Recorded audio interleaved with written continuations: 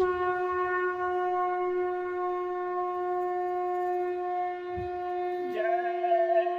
गुरुदेव। जय गुरुदेव।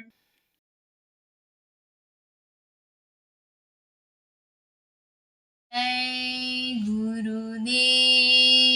जय गुरुदेव। हमने ली है गुरु एक तुम्हारी शरण।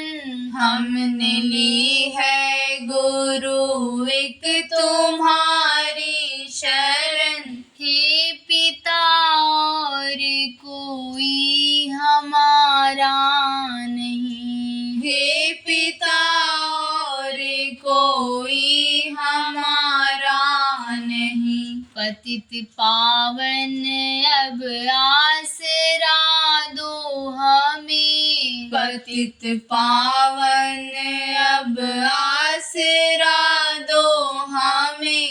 आसरा और कोई हमारा नहीं। आसरा और कोई हमारा नहीं। ना बुद्धि ना भक्ति ना विद्या का बल।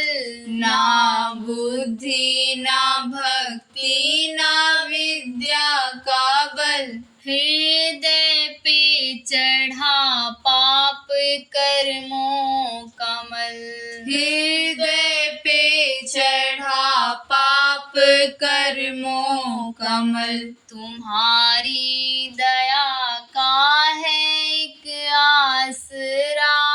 तुम्हारी दया का है एक आसरा। तुमने किस किस को स्वामी उबारा नहीं। तुमने किस किस को स्वामी उबारा नहीं। यह विनती है मेरी पिता मान लो। यह विनती है मेरी पिता मान लो। हम अनाथों के दुख को पहचान लो। हम अनाथों के दुख को पहचान लो। तुम सबके अज्ञान को जान लो। तुम सबके अज्ञान को जान लो। हाथ किसी और को पसारा नहीं। हाथ किसी और को पसारा नहीं। हमने ली है गुरु एक तुम्हारी शरण। हमने ली है गुरु एक तुम्हारी शरण। हे पिता और कोई हमारा नहीं। हे पिता और कोई हमारा नहीं।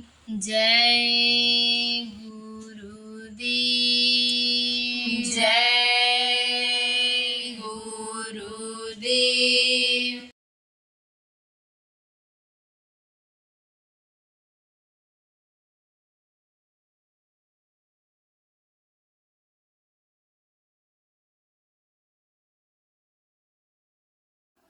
गुरु महाराज कहा करते थे कि कलयुग में कलयुग जाएगा, कलयुग में सतयुग आएगा। अगर सतयुग लिया में सतयुग का वातावरण बन जाए, अगर लोग शाकाहारी नशा मुक्त हो जाएं, ईश्वरवादी हो जाएं, भजनानंदी हो जाएं, तब फिर कोई कमी रहेगी? कोई कमी नहीं रहेगी। किसी भी चीज की दिक्कत नहीं रहेगी, क्योंकि सतयुग में कोई भी मांसाहारी शराबी नहीं होगा, कोई भी व्यभिचारी नहीं होगा, कोई मांस मछली अंडा शराब की दुकान नहीं होगी, तो प्रचार की क्या जरूरत होगी? कोई भी व्यभिचारी बुरे आदमी नहीं रहेंगे, या तो सुधर जाएंगे या तो उनकी सफाई हो जाएगी, तब तो कोई काम ही नहीं रह जाएगा। तो वही काम अगर कर ले जाओ, लोगों को आप अगर बचा ले जाओ, सतयुग देखने के लायक बना ले जाओ, तो फिर कोई काम की जरूरत ही नहीं रही। तो गुरु महाराज ये आदेश दे करके गए थे, कोई मेरा आदेश तो है नहीं, तो इस काम में भी लगना ही गुरु भक्ति है, इस काम का लगना ही गुरु भक्ति है। तो यह तो मोटा बंधन है। और घीना बंधन कौन सा है? ये जो चार शरीर में जीवात्मा बंध है, स्थूल शरीर, लिंग शरीर, सूक्ष्म शरीर और कारण शरीर, उससे जब मुक्त होगी, निकलेगी, तभी तो ये अपने घर पहुंचेगी। तो वो किससे कटेगा? नाम के प्रताप से कटेगा। लेकिन ये मोटे बंधन ही में ही फंसे रहोगे, इसे बंधे रहोगे, तो घीना बंधन काट कैसे पाओ? इसलिए पहले इसको काटो। इसीलिए गुरु महाराज ने ही नहीं, जितने भी संत आए इस धरती पर, सब लोगों ने सेवा का विधान बनाया था। सेवा का विधान कैसी सेवा? तन की सेवा, मन की सेवा, धन की सेवा, ये तीन तरह की सेवा कहलाती है। तो इसका नियम बना दिया और सेवा करवाया अपने जीवों से, अपने भक्तों से, प्रेमियों से। उनके कर्मों को काटा, क्योंकि इसी से पाप बनते हैं, इसी से कर्म बनते हैं। शरीर के द्वारा, धन के द्वारा पाप हो जाता है, और मन का भी, मन से भी आदमी गलत सोचता है तो मन सा पाप लग जाता है। तो ये जब सेवा इनसे की जाती है तब ये कर्म करते हैं, और कर्म जब करते हैं तभी बंधन से मुक्ति होती है। तो हमेशा काटने का मौका नहीं देता। देखो बच्चियों, रोटी बना कर सबको खिलाती हो घर में, और सब इंतजाम करती हो। लकड़ी नहीं है तो लकड़ी लाई, पानी नहीं है तो पानी लाती हो, आटा नहीं है तो गेहूं पिसवा करके आटे का इंतजाम करती हो। तो ये तो रोज का काम है, ये तो रोज की सेवा है। लेकिन जब शादी ब्याह होता है, जब कोई घर में मुंडन छेदन होता है, कोई और काम होता है, तब ज़्यादा सेवा का मौका रहता है। उसमें मेहमान लोग आते हैं, उसमें पड़ोसी आते हैं, उनको खाना खिलाना पड़ता है, उनको उनका ध्यान रहने के लिए रखना पड़ता है, उसकी व्यवस्था करनी पड़ती है। तो वो मौका कभी कभी आता है। सेवा तो आप लोग करते रहते हो, त्रयोदशी को भंडारा करते हो, पूर्णिमा को भंडारा करते हो, ऐसे भी आप असहायों को भोजन कराते रहते हो, चारे में कंबल बांटते रहते हो गरीबों को, और भी दवा वगैरह आप बंटवाते रहते हो, करते रहते हो। जगह जगह अस्पताल प्रेमियों आपने बना रखा है, सब ये तो सब काम करते ही रहते। लेकिन अब जहाँ लाखों आदमियों की भीड़ होगी, वहाँ तो भोजन की अलग से व्यवस्था बनानी पड़ेगी। मान लो 400 आदमी, 500 आदमी, 1000 आदमी को बना के आप रोज खिला देते होगे, तो वहाँ तो लाखों आदमियों की व्यवस्था करनी पड़ेगी। वहाँ तो रहने के लिए लाखों लोगों की व्यवस्था करनी पड़ेगी। तो यह सेवा का मौका कभी कभी मिलता है। अब इसमें ज्यादा लेना देना अदा हो जाता है, कर्मों की अदायगी ज्यादा हो जाती है इसमें। आपको ये नहीं पता है कि पिछले जन्म में हम कहाँ थे, पिछले जन्म में आप कहाँ थे, यह नहीं पता है। आप कहीं रहे होगे। अब जिसके यहाँ रहे थे और कर्जा आप नहीं अदा कर पाए, और वो कर्जा लगा रह गया कर्मों का, तो इस जन्म में अदा करना पड़ेगा। लौट लौट 84 आया, लौट लौट करके आना पड़ता है कर्जा अदा करने के लिए। तो महात्मा लोग क्या करते हैं, ऐसे जमात इकट्ठा करते हैं, हाँ उसी में कर्जा अदा करा देते हैं। कोई सब्जी ले आता है, कोई आटा ले आता है, कोई बना देता है, कोई चौका लगा देता है, सफाई कर देता है, कोई टाट पुट्टी बिछा देता है, कोई परोस देता है, कोई खिला देता है। तो उसी में कर्जा अदा हो जाता है। अब कर्नाटक, आंध्र, तमिलनाडु और अमेरिका, फ्रांस, जर्मनी और वहाँ से जो लोग सत्संग के कार्यक्रमों में आते हैं, उनको खिलाने के लिए आप जा पाओगे वहाँ। लेकिन अगर भंडारा आप चला दोगे, बना दोगे आप, परोस दोगे आप, तो कर्जा अदा होगा कि नहीं होगा? कर्जा अदा हो जाएगा। तो कर्ज अदायगी का बड़ा अच्छा मौका रहता है। तो देखो प्रेम, गुरु पूर्णिमा आ रही है। गुरु पूर्णिमा आपके यहाँ होने वाली थी। प्रेमी बड़े भाव से कहे मेरे पास दरख्वास्त भी दिया, पहले भी दरख्वास्त दिए थे, फिर दरख्वास्त दिया। अभी हमारा इधर राजस्थान का कार्यक्रम चल रहा था, जोधपुर में पहुंचे और फिर सरदार शहर में पहुंचे, लेकिन समझ लो मौज नहीं थी। इसकी और मालिक की मौज होती है तभी होता है, तभी होता है। अब मौज कहाँ की हो गई? मौज मालिक की हो गई जयपुर में गुरु पूर्णिमा करने की। लोगों की ज्यादा इच्छा थी, भारी इच्छा थी। किसकी? जयपुर वालों की भी थी। और आप ये समझो कि दूसरे प्रांत के लोगों की भी थी कि ये मुख्य जगह है, सेंटर पड़ता है, बीच में पड़ता है, साधन सुविधा ज़्यादा है और यहाँ हर चीज़ की सुविधा है। सर सामान जो चाहोगे मिल जाएगा, व्यवस्था सब हो जाएगी। तो उसके पास तक समझ लो अर्जी ये पहुँच गई मालिक के पास, ज़्यादा लोगों की, तो वहाँ की मंजूरी हो गई और वहाँ पर होगा। लेकिन हम ये चाहते हैं कि जो भाव आप लोगों के बने हुए थे वही भाव अगर बने रह जाएंगे और यही आप सोच लोगे कि भाई हमको कराना है, हमको ज़्यादा से ज़्यादा उसमें भागीदार बनना है, हमको अपना कार्यक्रम समझना है, तो खाली जगह ही तो बदली है। अब आप क्या समझ लो कि रिंगस आपका बॉर्डर पड़ता है उधर, तो रिंगस के लोगों को जैसे यहाँ आना था उतनी ही दूर तो उनको पड़ेगा। अरे कुछ लोगों को दूर पड़ जाए आपके जयपुर, लेकिन दूसरा रास्ता भी है। मान लो जोधपुर है, बाड़मेर है आपका राजस्थान का, उधर से उनको वही नजदीक पड़ जाएगा।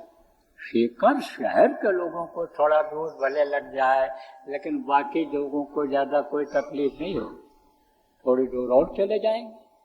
तो आप जिले के लोग जितने भी यहाँ पर आए हो, चाहे शहर के हो, चाहे गांव के हो और चाहे आप मोहल्लों के हो, आप सब लोग अगर ये समझोगे कि भाई जैसे हमको यहाँ इंतजाम करना था, व्यवस्था करनी थी, ऐसे हम चल करके वहाँ व्यवस्था कर लें और हम अपने कर्म कर्जों को अदा कर लें और लेना देना एक दूसरे से अदा कर लें, तो आप वहाँ पहुँच जाओगे। तो ये भाव बनाना है आप। अब ये देखो कि अक्सर देखा जाता है कि कोई भी कार्यक्रम हो या कोई भी काम करना हो तो उसमें पढ़ा और कढ़ा दोनों की जरूरत होती है। पढ़ा और कढ़ा किसको कहते हैं? जब तो पढ़ाई करते हैं, किताब की जानकारी होती है, लेकिन प्रैक्टिकल ज़्यादा समय तक वो नहीं करते। जैसे कोई डॉक्टरी पढ़ रहा है लड़का, तो 4.5 साल तक तो बढ़ाते हैं और 6 महीना अस्पताल में वहाँ ले जाते हैं, सिखाते हैं। अब वहाँ मान लो न सीख पाया, लेट हो गया, ना आ पाया उस दिन, तो जिस दिन सिखाया गया वो चीज़ वो नहीं सीख पाता है, तो खाली किताब में ही पढ़ता है। लेकिन जो 25 साल 30 साल से जो यानी कंपाउंडरी का काम कर रहा है वो कढ़ जाता है, तो डॉक्टरों को बताता है, नए लोगों को। ऐसे इंजीनियर लोग हैं, इंजीनियर लोगों को मिस्त्री लोग जो होते हैं वो बताते हैं कि ये ईंट साहब अच्छी है और ये खराब नहीं होती, इसका हमको अनुभव है। वो ये बता देते हैं कि इस तरह से प्लास्टर हो जाए तो ये मजबूत हो जाएगा, तो वो बताते हैं। तो वो क्या होते हैं? कढ़े होते हैं। और ये क्या होते हैं? पढ़े होते हैं। तो पढ़ा और कढ़ा ये अलग होते हैं। अब उदाहरण देकर कहो समझा दें। एक सेठ ने फैक्ट्री लगाया और फैक्ट्री चले ही नहीं। बड़े बड़े इंजीनियर आए, देख के चले गए, निराश होने लगा। तब किसी ने कहा कि ये कोई लोहार रहता है साहब, उसको बुला के दिखा लिया जाए, बड़ा दिमागी है वो। तो मैनेजर ने तब किसी ने कहा, उसमें मैनेजर ने कहा, हाँ बड़े बड़े इंजीनियर गुजर गए, नहीं चल पाई फैक्ट्री, तो वो लोहार का चला पाएगा। तो जिसका पैसा लगा था उसको डर था, मालिक ने कहा भाई बुला लो, फीस ही तो लेगा, दिखा दो क्या दिक्कत है, बुला लो, मजदूरी तो लेगा। अब उसको बुलाया गया, अब गया, पहले पूरा सब देखा ऐसे ठीक से, उसके बाद चक्का हिलाया ऐसे, फिर चक्का हिलाने के बाद फिर देखा, फिर सारे चक्के हिलाए, जो चक्के लगे हुए थे वो लोहे, उसको देखा, फिर एक चक्के के पास खड़ा हो गया और वहीं पर हथौड़ा पड़ा था, उसी हथौड़ा को उठाया और एक बोल्ट ऐसा था कि वही फंस रहा था, वो निकला हुआ था, वही अगर अंदर चला जाता तो फैक्ट्री चल जाती, और उठाया हथौड़ा मारा उसी के ऊपर। अब अंदर जब चला गया तो कहा भी स्टार्ट करो, चल गई फैक्ट्री, वाह वाह वाह वाह वाह, बजी ताली, खुश हो गए सब लोग। तो मैनेजर ने पूछा कि भाई तुमको क्या मजदूरी दी जाए, तो कहा हमको मजदूरी दी जाए 1000 रुपया। तो 1000 की बड़ी कीमत होती थी उस समय तो हालांकि 1 रुपया भी बड़ा भारी होता था उस समय। तो मजदूरी 1 पैसा 2 पैसा में दिन भर गारा ढुलवाते थे, ईंटा ढुलवाते थे, तो 1000 बड़ा भारी पड़ रहा। तो मैनेजर ने कहा कि भाई एक हथौड़े का 1000 रुपया तुम लोगे? तब कहा जी नहीं, एक हथौड़े का 1 रुपया और अकल लगाने का 999 रुपया। अकल से ये चली है, जो मैं कहा हूँ, ये जो 40 साल से लोहा पीट रहा हूँ उसका मुझे ये अनुभव है, तो ये अनुभव का है। ये तो पढ़ा और कढ़ा की जरूरत होती है, और पढ़ा कढ़ा जब आप सब लग जाओगे तो बात बन जाएगी। अब कढ़ा कौन होता है?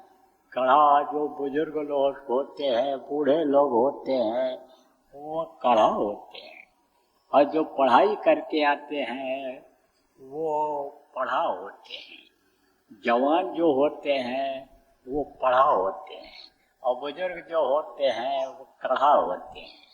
तो बड़ा पढ़ा और कढ़ा दोनों लोग अगर मिल जाओगे और दोनों का तालमेल अगर हो जाएगा और आप अपनी टीम बना लोगे, व्यवस्था बना लोगे, तो आप प्रेमियों समझो कि गुरु महाराज की दया से यही महसूस करोगे कि हमारे सीकर में ही गुलपड़िया हो रही, और आपको अनुभव भी हो जाएगा।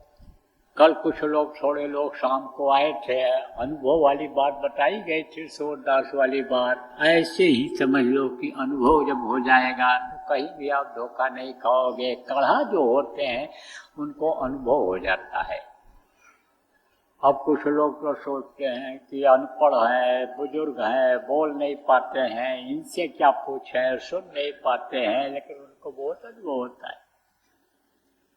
शादी नहीं होती है अगर बुढ़े को न ले जाओ तो लड़के लोग थे, बड़ा डर था, सुंदर लड़के थे, सब पढ़े लिखे भी थे।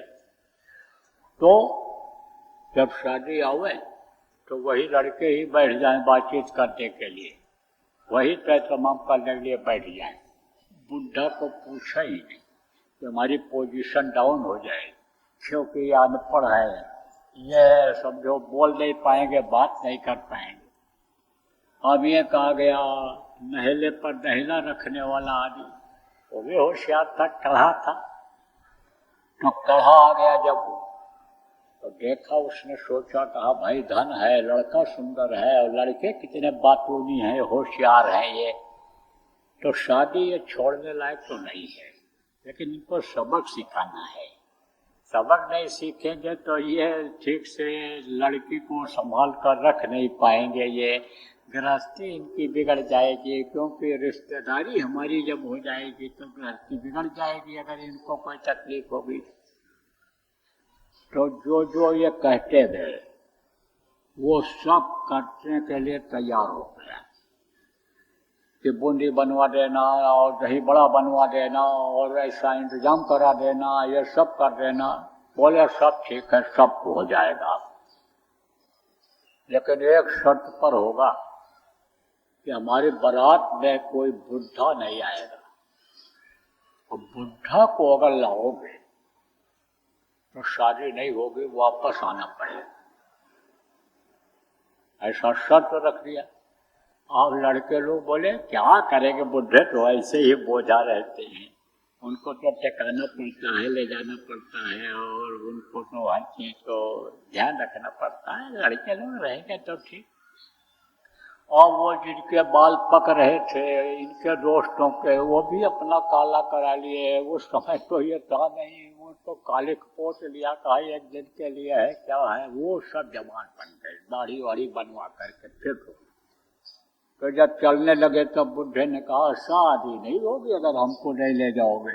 पिता ने कहा हाँ, लौट नहीं पाओगे तुम दुल्हन लेकर के, बैर गाओगे ऐसे ही, नहीं हमको ले चलो। कहे आपको कैसे ले चलेंगे? उसने कहा बुढ़े को लाओगे तो ब्याह नहीं होगा। तो कहा ले चलो हमको, चाहे छुपा के ही ले चलो, नहीं तो शादी होगी नहीं, पक्की बात समझ। तो सबके समझ में आ गया कि छुपा के ले चला जाए। फिर पूछा छुपा के कैसे ले चले? तो बुढ़े ही ने कहा यहाँ से तो हमको बैलगाड़ी पर बैठा ले चलो, बैलगाड़ियों पर जाते थे लोग। तो कहा यहाँ से तो हमको ले चलो, और नजदीक जब आएगा तो ये बक्सा एक बनवा लो, इसमें सुराख बना देना, हवा जाती रही, तो हम सांस लेते रहेंगे, उसी में हमको बैठा देना। आज जब कोई बात फंसेगी तो चले आना मेरे पास, सलाह ले लेना। बोले हाँ ये ठीक है, ऐसा कर देंगे, कोई दिक्कत नहीं। और वो जो अपनी लड़की का ब्याह करने के लिए आया था, जब गया तो उसने क्या किया, एक कद्दू होता ना, सीताफल कुमड़ा जिसको कहते हैं, तो इसमें छोटा फल निकलता है और बाद में वही बढ़ जाता है। तो उसने क्या लिया, घड़ा, एक 10-15 घड़ा ले लिया और उसी में उसको डाल दिया। किसको डाल दिया? उसी छोटे से फल को। और वो कुछ दिन में उसी में बढ़ गया, बड़ा हो गया वो। और फिर उसका ऊपर से आने समझो जो बेल लगी थी ऊपर का तोड़ करके और रखवा दिया।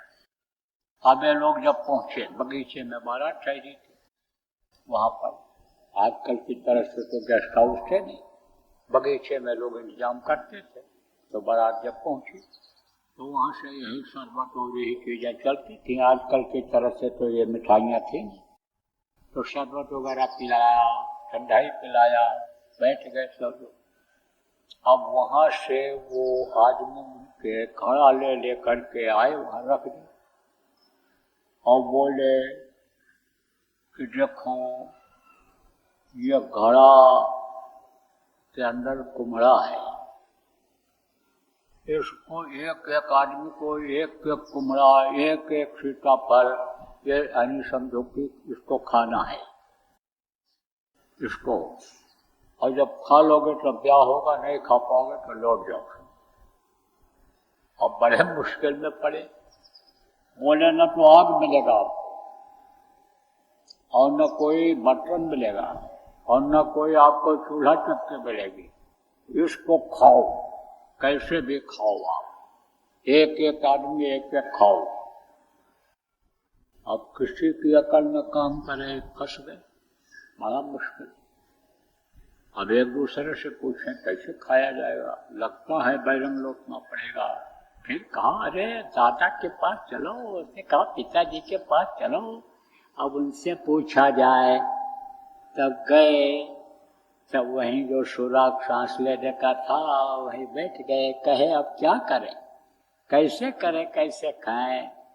तब उसने कहा लकड़ी इकट्ठा कर लो, उसी बगीचे का पत्ती ले लो, थोड़ा इकट्ठा कर लो और चले जाओ, वो खेत है उसमें से बड़ी बड़ी मिट्टियाँ ढेले, उसको इकट्ठा कर ले, उसको इकट्ठा करके उसी का चूल्हा बना दो, थोड़ा सा उसी लकड़ी से खुदाई कर दो, वो बन जाए, जगह बन जाए, और यही लकड़ी जो बीन के लाओ उसी को उसके नीचे जला दो और इसी अनिहरिया को, इसी गगरी को उसके ऊपर रख दो और धीरे धीरे जलाओ, तो पानी की भी जरूरत नहीं पड़ेगी, वो उसी में पिघल जाएगा, पक जाएगा। और एक एक यानी ऐसे निकाल करके एक एक मुट्ठी और इसी पत्ते के ऊपर जो पत्ता लगा हुआ है उसी पत्ते के ऊपर रख के खा लें। और जब एक घड़े का सब लोग थोड़ा थोड़ा खा लें तो दूसरा घड़ा फिर चालू करो, फिर तीसरा करो। देर तो लगेगी लेकिन ब्याह हो जाएगा, तुम्हारे नहीं लौटोगे। अब भैया जब शुरू किया तो गांव वाले देख रहे थे कर कैसे खा रहे हैं, क्या कर रहे हैं, किस तरह से कर रहे हैं। तो गांव वालों ने देखा जब, तो लड़के लोग जो दूर खड़े थे देख रहे थे, कहे बताए एक हंडिया का पका के खा लिया, 2 का पकाया, 3 का पकाया, जब खाए और गए बताए तब उसमें से उसने बुजुर्ग ने कहा का बुढ़ा कोई जरूर है। लोगों ने कहा बुढ़ा कोई नहीं, उस सब जवान ही थे, झुर्री किसी पर नहीं पड़ी हुई थी, बाल किसी नहीं पके हुए थे, सब जवान ही थे। वे हम लोग देख गए, बोले दादा जी ये नहीं हो सकता है, जवान ही सब हैं उसमें, बुढ़ा कोई नहीं। बोले हम मान नहीं सकते कि जवानों को इतनी अकल आई, इसमें कोई कढ़ा आदमी है, इसमें ये समझो पढ़ाई का काम नहीं, ये कढ़े की अकल है। तब गए वहाँ, तब कहे कि शादी नहीं होगी। बोले क्यों नहीं होगी? कहा बिल्कुल नहीं होगी। लड़की वाले गए 4 शादी बिल्कुल नहीं होगी।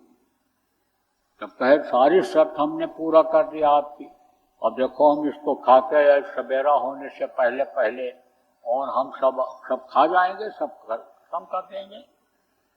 तब कहे जब तक ये नहीं बताओगे कि बुढ़ा कहाँ है तब तक शादी नहीं होगी। बताओ अब वो है कहाँ जो तुमको यह अकल दिया? कहा ये हम लोगों की अकल है। बोला मान नहीं सकता हूँ, इनका सामान लदवाओ, उसी बैलगाड़ी पर वापस जाएं, नहीं बताएंगे तो। अब मजबूरी हो गई बताने के लिए।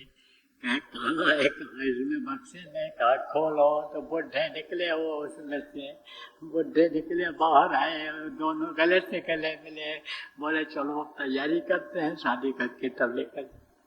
ऐसे ही काम पूरा नहीं हो पाता है, और जब पढ़ा कढ़ा लग जाते हैं तब सोने में सुगंध हो जाता है, सब काम हो जाता है।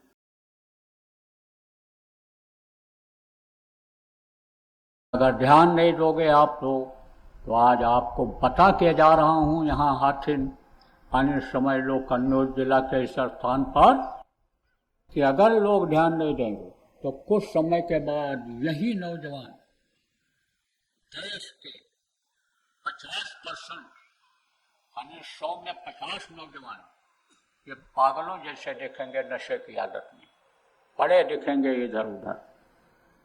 दुर्घटनाएं बढ़ती चली जाएंगी, अकाल मृत्यु में चले जाएंगे, प्रेत योनियों में चले जाएंगे। पेट बड़ा होता, मुंह पतला होता है, कभी पेट ही नहीं भरता है, परेशान रहते हैं, दूसरों को भी परेशान करते रहते हैं। तो जब यही बच्चे आएंगे आपको ही लग जाएंगे प्रेत योनि में, जो चले जाएंगे तो चैन की रोटी खा पाओगे कि कुछ कर पाओगे? इसलिए ध्यान देने की जरूरत है। जय गुरुदेव। सरकारी व गैर सरकारी अनुदान के लिए बिना सत्संगियों के सहयोग द्वारा जनहित के कार्यों में लगी हुई बाबा जय गुरुदेव धर्म विकास संस्था का मुख्यालय पिंगलेश्वर रेलवे स्टेशन के सामने मक्सी रोड, उज्जैन, मध्य प्रदेश में है। यहाँ पर सत्संग व नामदान का कार्यक्रम होता रहता है। अतः आप श्रोताओं से अनुरोध है कि बाबा उमाकांत जी महाराज के आश्रम उज्जैन एक बार परिवार सहित जरूर पधारिएगा। आपके सुझाव के लिए व्हाट्सएप नंबर 9575600700। जय गुरुदेव।